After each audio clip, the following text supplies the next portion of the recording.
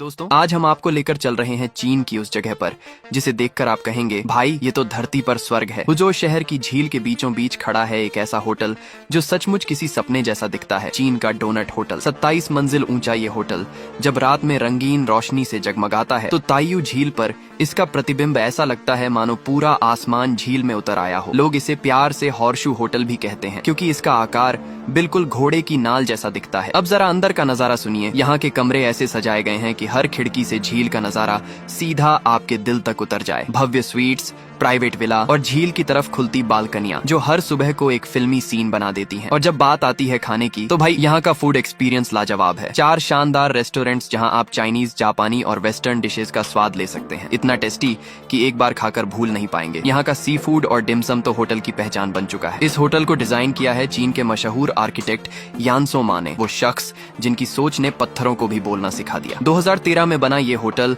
Sheraton group का हिस्सा है और अपने डिजाइन के लिए इसे एम्पोरिस स्काईस्क्रेपर अवार्ड्स में 3रा स्थान भी मिला था। सच कहें तो चीन ने इस होटल के जरिए दुनिया को दिखा दिया कि कल्पना अगर सच्चे जुनून से मिले तो वो हकीकत बन जाती है। तो दोस्तों अगर आपको ये वीडियो पसंद आया हो तो लाइक करें, शेयर करें और दुनिया की ऐसी ही कमाल की जगहों से जुड़ी कहानियों के लिए सब्सक्राइब जरूर करें, क्योंकि ये है फैक्ट टीवी 91 जहां हर फैक्ट बोलता है वाह ऐसा भी होता है क्या।